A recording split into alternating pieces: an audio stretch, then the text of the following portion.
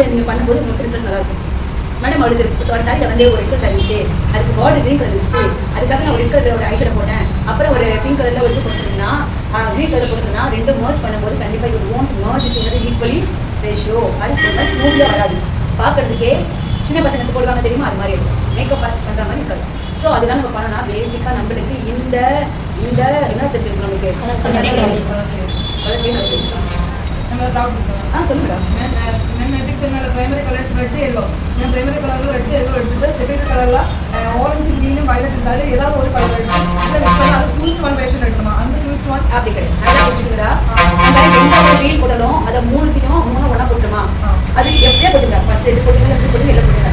அதுக்கப்புறம் ஒரு கலர் போடணும். ரெட் ப்ளூ எல்லோ மூணு போட்டுட்டீங்களா?